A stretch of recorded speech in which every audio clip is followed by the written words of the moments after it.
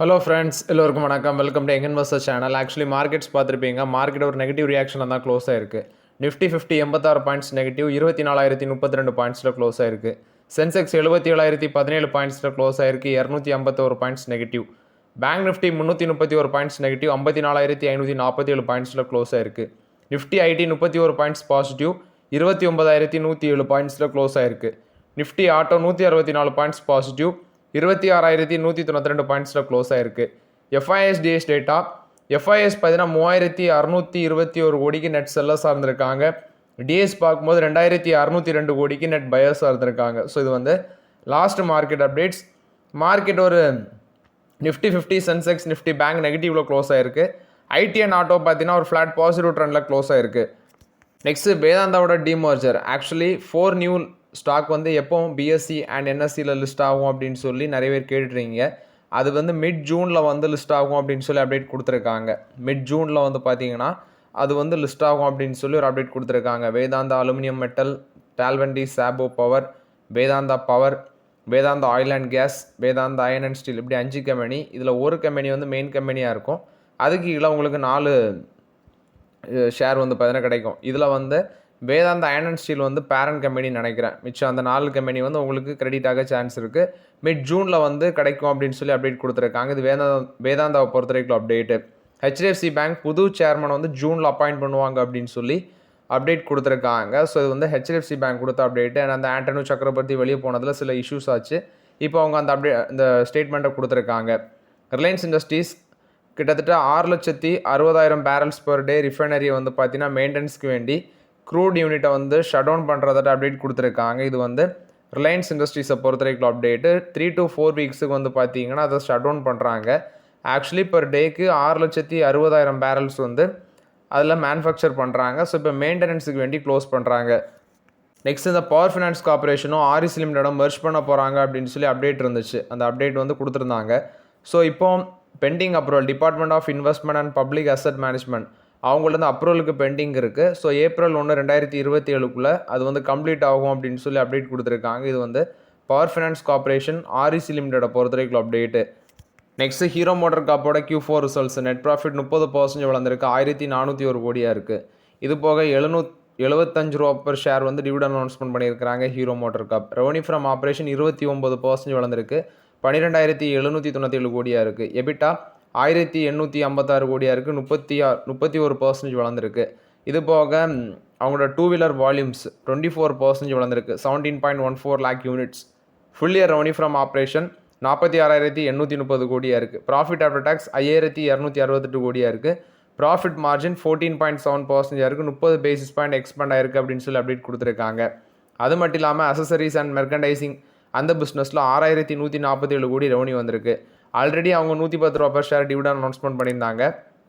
இப்போ ₹75. டோட்டலாக financial 26ல் ₹185 per share வந்து டிவிடன் அனௌன்ஸ்மெண்ட் பண்ணியிருக்காங்க. பட் இந்த குவார்ட்டரில் ₹75 பர் ஷேர் டிவிடன் அனௌன்ஸ்மெண்ட் பண்ணியிருக்காங்க. இது ஹீரோ மோட்டார் காப் போஸ்ட் பண்ண ரிசல்ட்ஸ் அப்டேட். பட் என்னோட ஒப்பீனியன் ஹீரோ மோட்டார் காப்பில் இப்போதைக்கு வெயிட் பண்ணுங்கள், ஆப்பர்ச்சுனிட்டி இல்லை. இது போக இந்த கம்பெனி பார்த்தீங்கன்னா 100cc to 125cc அந்த செக்மெண்ட்டில் இருக்கிற company, scooters and premium motor cycle செக்மெண்ட்டில் இவங்களுக்கு வந்து பார்த்தீங்கன்னா நல்ல பிஸ்னஸ் இருக்குது. அது மட்டும் இல்லாமல் விடா அது வந்து எலக்ட்ரிக் வெஹிக்கிள் செக்மெண்ட்டில் இருக்கிற ஸ்கூட்டி பிஸ்னஸ். அது ஆனுவல் ரீட்டைல் சேல்ஸ் நீ பார்க்கும்போது ரெக்கார்ட் க்ரோத் 190% இயர் பேஸில் வளர்ந்துருக்கு. குளோபல் பிஸ்னஸ் 40% வளர்ந்துருக்கு. 52 கண்ட்ரீஸுக்கு பார்த்தீங்கன்னா எக்ஸ்பேண்ட் பண்ணியிருக்கிறாங்க. யூரோப், நெக்ஸ்ட் வந்து யுனைடெட் ஸ்டேட்ஸ், அங்கெல்லாமே யூரோப், யுனைடெட் கிங்டம் அங்கெல்லாமே பார்த்தீங்கன்னா நியூ மார்க்கெட் ஆட்டி என்ட்ரி கொடுத்துருக்காங்க. ஹார்லி டேவிட்சன் பிஸ்னஸும் 26% வளர்ந்துருக்குன்னு சொல்லியிருக்கிறாங்க. கிட்டத்தட்ட அவங்களோட brand company network expansion 100 touch points அளவுக்கு போயிருக்கு. ஃபினான்ஷியல் 26ல் வந்து 25ல் 100 டச் பாயிண்ட்ஸ், 26ல் 100+ டச் பாயிண்ட்ஸ் வந்து ரீச் பண்ணிடும் அப்படின்னு சொல்லி அப்டேட் கொடுத்துருக்காங்க. இது ஹீரோ மோட்டார் காப் போஸ்ட் பண்ண ரிசல்ட்ஸ் அப்டேட். ஸ்டாக்கோட ப்ரைஸ் இப்போ வச்சு பார்க்கும்போது வேல்யூஷன் கொஞ்சம் ஜாஸ்தியாக தான் இருக்குது. கேஇசி இன்டர்நேஷனல் லிமிடெட் இவங்க 1,002 கோடி ஒர்த் ஆஃப் ஆர்டர்ஸ் பார்த்தீங்கன்னா கிடச்சிருக்கு, நியூ ஆர்டர் மல்டிபிள் பிஸ்னஸ் செக்மெண்ட்டில். ஸோ இது வந்து கேஇசி இன்டர்நேஷனலை பொறுத்த வரைக்கும் அப்டேட்டு. ஸ்பந்தனா ஸ்பூர்த்தியோட ரிசல்ட்ஸ் வந்திருக்கு. 5.27 crores வந்து நெட் ப்ராஃபிட் பண்ணியிருக்கிறாங்க. 434 கோடி லாஸ்ட்லேருந்து 5 கோடி ப்ராஃபிட்டுக்கு மாறி இருக்கிறாங்க. இன்றைக்கி பங்கு மேலே போனதுக்கு இது ஒரு ரீசன். நெக்ஸ்ட்டு எபிட்டா 121 கோடியாக இருக்குது, அதுவும் 389 கோடி லாஸ்ட்லேருந்து மேலே வந்தாச்சு. ரெவன்யூ 260 கோடியாக இருக்குது. பட் இயர் ஆனர் பேசிஸில் பார்க்கும்போது 37.4% டிக்ளைன் ஆயிருக்கு. பட் அதுவும் குவார்டர் ஆன் குவார்டர் பேஸில் ரிகவர் ஆகிருக்கு. அடுத்தது அசட் அண்டர் மேனேஜ்மெண்ட் 4420 கோடி, 12% growth சீக்வென்ஷியல் பேசிஸில். அது மட்டும் இல்லாமல் 8 குவார்ட்டர்ஸில் எடுத்து பார்க்கும்போது இதுதான், அதாவது 8 குவார்ட்டர்ஸில் பார்க்கும்போது இப்போ தான் நல்ல க்ரோத்துன்னு சொல்லியிருக்கிறாங்க. அடுத்தது ஒரு டெக்னிக்கல் ரைட் ஆஃப் 1155 கோடிக்கு நடந்திருக்கு. ஸோ இதில் வந்து ஹெச்டிஎஃப்சி பேங்க்கில் ரீட்டைல் செக்மெண்ட்டில் இருந்த ஒருத்தரை கொண்டு ஸ்பந்தனா ஸ்பூர்த்திக்குள்ளே கொண்டு வராங்க. இப்போ தான் அதோட அருமை என்னன்னு தெரியுது. கிராட்யுட்டி லைபிலிட்டி பார்க்கும்போது 3.91 crore இருக்குது. லீவ் லைபிலிட்டி 3.68 crores இருக்குன்னு சொல்லியிருக்கிறாங்க. இது போக டிஸ்போஸ்மெண்ட் 30% வளர்ந்துருக்கு, 1539 கோடி. கலெக்ஷன் எஃபிஷியன்சி 99.7% இருக்குது. அசட் குவாலிட்டி குறிப்பாடு கிராஸ் நான் பெர்ஃபார்மிங் அசட் 3.78% கம்மியாக இருக்குது, 4.24%. இது வந்து ஸ்பந்தனா ஸ்பூர்த்தி போஸ்ட் பண்ண ரிசல்ட்ஸ் அப்டேட். லாஸ்ட் மார்க்கெட்டில் 12% பாசிட்டிவில் க்ளோஸ் ஆகிருக்கு, கிட்டத்தட்ட 268 ரூபாவில். ஆக்சுவலி நீங்கள் வந்து முன்னாடி 200 கீழே கன்சிடர் பண்ணியிருந்தீங்கன்னா வச்சுக்கோங்க. எனக்கு தெரிஞ்சு இனி நல்ல ஒரு பாசிட்டிவ் ரிட்டர்ன்ஸ் இந்த பங்கில் வர சான்ஸ் இருக்குது. ஏன்னா ரிசல்ட்ஸும் நல்லா இருக்குது. இதே மாதிரி கண்டினியூஸாக ஒரு 5 குவார்ட்டர் நல்ல ரிசல்ட்ஸ் போஸ்ட் பண்ணாங்கன்னா பழைய ஹை, அதாவது அவங்க பழைய ஹையே பார்க்கும்போது 1000 மேலே உண்டு, அதை டச் பண்ணாலே எனக்கு தெரிஞ்சு நல்ல ஒரு ப்ராஃபிட் தான் ஸ்பந்தனா ஸ்பூர்த்தியில். கோஃபோர்ஜோட Q4 ரிசல்ட்ஸ் வந்திருக்கு, 144.8% வளர்ந்துருக்கு, 612 கோடி ப்ராஃபிட். ரெவன்யூ ஃப்ரம் ஆப்ரேஷன் 30% வளர்ந்துருக்கு, 4480 கோடி. கான்ஸ்டன்ட் கரன்சி டேர்ம்ஸில் ரெவன்யூ 28.7% வளர்ந்துருக்கு. டாலர் டேர்ம்ஸில் 21.2% இன்க்ரீஸ் ஆகிருக்கு, $489.1 மில்லியன் இருக்குது. இது போக எபிட்டா 916 கோடியாக இருக்குது, 56.2% இம்ப்ரூவ் ஆகிருக்கு. எபிட்டா மார்ஜின் 16.6% இருக்குது.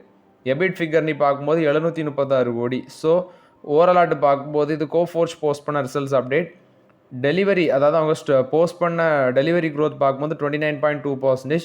எபிட் மார்ஜின் 370 பேசிஸ் பாயிண்ட்டாக இருக்குது. Order intake $648 million, 5 large deal sign பண்ணியிருக்கிறாங்க.